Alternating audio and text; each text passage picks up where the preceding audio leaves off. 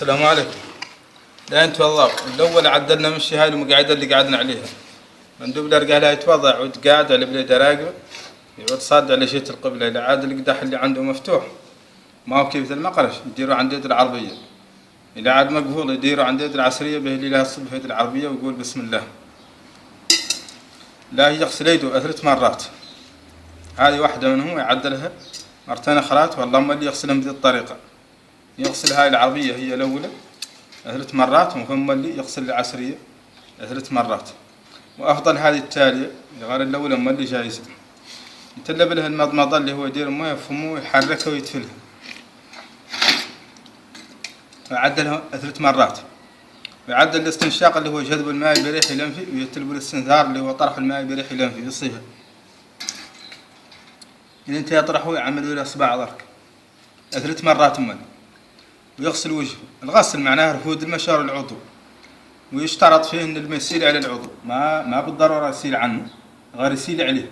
ويندار فيه من فوق من فوق. بالنسبه للوجه يدير بليد ضرب يديروا ويخليه قاضم على الوجه ويبدوا. هذا هو دار الدرك.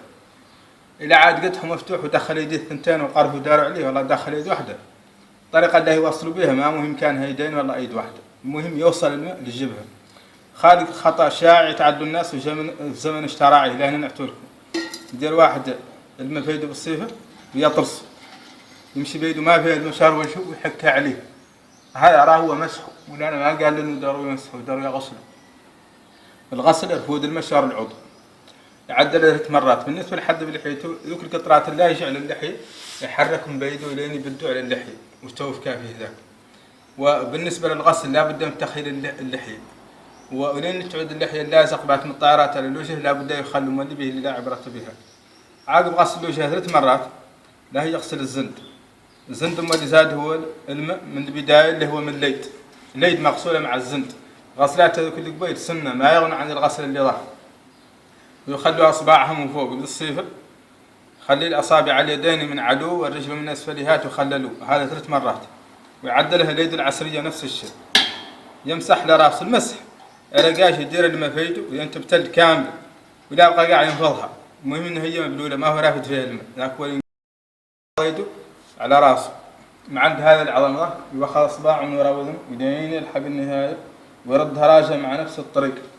هذا العظم عليه 6 أحكام: الفرضين وسنتين ومندوبين.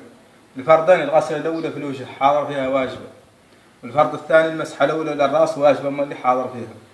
وسنتين رد مسح الرأس يمشي الصبع له هو، والسنة الأخرى مسح الأذن ما اللي يتخاض عليه هو. ومندوبين الغسلات الثنتين التاليات من غسلات الوجه مندوبان. إذن عليه فرضين وسنتين ومندوبين. يجي ما اللي مسح الأذن. والمسح كان مطلوب في الوضوء كله لا مرة واحدة.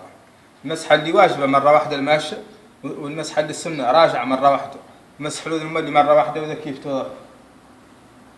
بالنسبة للكرعين فيهم قول انه مطلوب فيهم التثليث، وفيهم قول مطلوب فيهم الانقاء الصقله وتوه. والفوقاني من الكرع راعيه اللي يسبق فيه الماء وينقص له باليد العسريه، والله التحتاني منه بطن وينقص له باليد العسريه، والفوقاني لا يبقى حد يغسله بالعربيه ولا يبقى يغسله بالعسريه. وكيف قلت لكم في الغسل يشترطوا ان الماء يسيل على العضو يا غير، ما شرط فيه انه يقض عند العضو. هذا اللي عدت الكراع العربي وعدل نفس الشيء